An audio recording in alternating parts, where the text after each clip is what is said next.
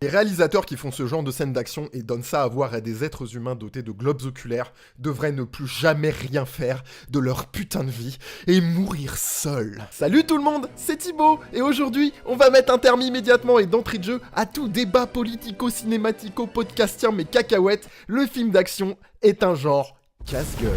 Je le sais, vous le savez, après celui-ci, les studios, que dis-je, le monde entier du cinéma semblait avoir perdu une certaine puissance décisive à mettre en œuvre de simples films d'action policiers, en profitant pour mélanger le genre à de l'espionnage, de la SF ou bien plus tard à du film de super-héros. Le thriller à suspense a alors décollé et offrait de belles séquences d'action, mais cela faisait malheureusement écho au fait que le genre faiblissait, quitte à voir émerger chez nous ou ailleurs d'excellentes œuvres reprenant le flambeau.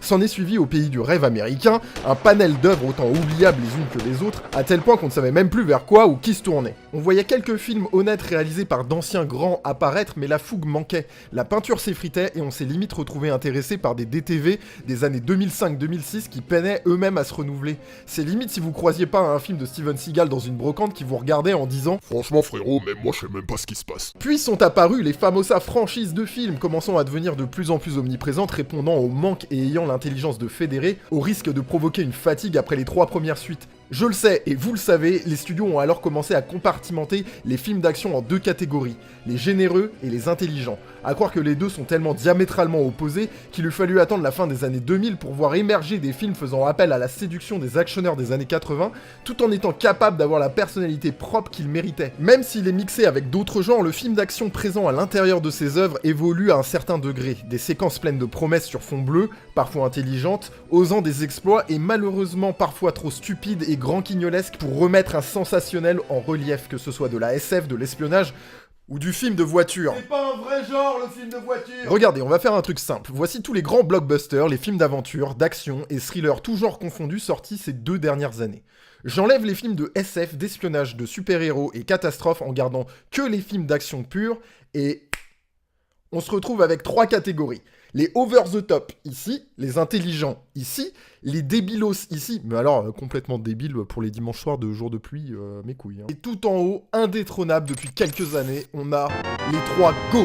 The Raid, putain j'adore The Raid. De sa conception sauvage à ses idées expéditives, il y a tellement de choses à dire sur la générosité de ce putain de film qu'il me faudrait 9 Copidou grand carreau pour pouvoir arriver à écrire et à capturer tout l'amour que j'ai pour ce film. Et sa suite n'est pas en reste car elle prouve qu'avec plus de budget, un film d'action peut avoir une histoire complète, poussée, cohérente, pour former une œuvre unique. Ce film est la réponse d'un créateur british qui a dû aller en Indonésie pour dire au monde entier qu'il y avait encore beaucoup de choses à oser dans le film d'action. Et ce n'est pas la pléthore de films asiatiques découlant de ce petit succès qui pourra dire le contraire. Mad Max Fury Road est l'un des meilleurs films d'action de tous les temps. Point final. On passe à la suite et maintenant trêve d'enculerie pointilleuse, passons aux choses sérieuses. Gens faibles. Pardon. John Wick. Quand ce film est sorti, tout le monde pensait « Mais encore un film comme John Carter, Harry Brown, Hancock ou Garfield, qui assoit sa pré-notoriété encore inconnue sur le nom du héros dans les méandres du paysage cinématographique pour devenir une icône culte dont on se souviendra encore dans des générations et des générations jusqu'à ce que l'existence de l'espèce humaine s'arrête. » Eh bien pas moi. Moi je voyais Keanu Reeves en costume noir avec un flingue et ça me suffisait tel quel. Et quelle claque. Oh là là, ouh, quelle grande claque. En fouillant un peu, il était facile de découvrir que les 2 créateurs et réalisateurs du film étaient des cascadeurs dont la notoriété n'est plus approuvée à Hollywood. Pour rappel, pour les anciens, ils ont assuré les cascades de Matrix et fait les chorégraphies de Winter Soldier pour les plus jeunes. Et c'est grâce au constat de les savoir derrière la caméra au contrôle d'un petit film produit par Eva Longoria qui aiguisait ma curiosité. Et le résultat est là, un doigt d'honneur massif à toutes les mauvaises séquences ultra coupées d'action, toutes les mauvaises shaky cam, toutes les chorégraphies pauvres et inexistantes des films des 10 dernières années.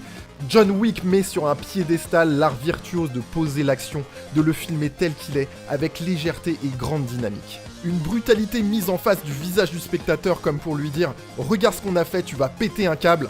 Et donne-nous ton argent pour faire une suite, petite fripouille. L'attrait de ce premier opus réside dans la construction de chaque plan, dans chaque glorieux détail. Tout est si bien montré qu'on assiste à un spectacle qui devient culte non pas pour sa façon d'exister au sein des blockbusters, mais pour le respect qu'il a pour l'action. Ajoutez à ça la facilité déconcertante avec laquelle la narration avance constamment sur la découverte de l'univers, et vous obtenez une créativité narrative unique qui s'impose dès les 20 premières minutes, entre héros silencieux, alliés curieux, ennemis énervés et bâtiments emblématiques. Un mythe s'ouvre alors sur John Wick, mais n'en fait pas de lui un homme invincible. Sa vulnérabilité est ce qui fait de lui un héros auquel on s'attache selon moi, dans une œuvre où sa personnalité est toujours à découvrir. Et ce n'est pas la suite qui dira le contraire, puisque plus généreuse, plus explorée et surtout plus d'enjeux sont en relief. Une bouffée d'air frais pleine de nouveautés, avec un changement de directeur de la photographie notamment, tournant la caméra vers le côté nocturne et épuré de New York ou de Rome par exemple. Une élégance de ton poussée et surprenante qui fabrique une suite méritée et installe un monde d'assassins de plus en plus exploré. Ce lore vivant et organique s'impose d'ailleurs comme le personnage secondaire à chaque balle tirée par John. Telle une récompense de plus pour le spectateur, mais des embûches supplémentaires pour le héros. Donc avec tout ça, qu'est-ce que j'ai pensé de Parabellum ? Non, mais pas besoin de tension à la con, hein, le film est excellent. Ce chapitre n'est pas bien parce qu'il se déroule 10 minutes après le 2, donc on pourrait penser qu'on aura la même qualité que dans le second opus. Il est bien parce qu'il continue de faire battre le cœur de cet univers. Et le pire, c'est qu'il n'a même pas le temps de reconnecter un wagon narratif, puisque ce film est un avion de chasse qui vient de passer Mach 5, putain de merde. Le scénario est très bon, bien écrit, et règle chaque étape comme il faut. Il ne laisse pas une place à des dialogues lourds ou à de l'humour potache, car comme les précédents épisodes, les scénaristes ont compris que Keanu Reeves savait jouer l'énervé et le détaché, mais pour la profondeur, malheureusement, on passera. Le reste des dialogues est soigné et chaque conversation appuie un choix narratif qui dirige l'histoire vers des confins inexplorés. Les nouveaux personnages deviennent immédiatement cultes après leur première apparition, mais l'un de mes plus grands regrets reste de ne les pas les voir plus longtemps à l'écran. Touchant et original car il ramène à ce pourquoi on suit John depuis le départ, ce troisième opus a créé la surprise chez moi sur un point auquel je ne m'attendais pas. J'ai parlé de la vulnérabilité de John tout à l'heure, mais dans ce chapitre 3, c'est le thème récurrent de la destruction des corps qui prend toute sa place. C'est sur l'ultra-violence et la douleur auto-infligée que la caméra s'attarde le plus dans cet opus, amenant à nous demander quel prix faut-il payer pour avoir le droit de vivre dans cet univers. Qu'il s'agisse d'une balle dans la tête ou d'un ongle arraché, au-delà de l'action, l'histoire crée une certaine appréhension sur les événements dont John va devoir faire face et sur les conséquences de ses actions sur son corps. Parce que dans Parabellum, les règles sont claires, tu les suis pas, t'es alors mais dans une merde. Et ce pauvre John devient une sorte de pantin malmené qui punit sa pauvre carcasse, le tout dans un rythme tellement soutenu qu'on peut parfois en perdre le souffle. C'est pourquoi certaines scènes intelligentes offrent des respirations ça et là. L'univers impose un peu plus son luxe, dont le spectateur se complaît à scruter chaque recoin afin d'apprécier le travail de décoration qui a été fait. Mais c'est bien beau tout ça, mais est-ce que ça délivre ce pourquoi on est là, c'est-à-dire sa dose d'action ? Eh bah...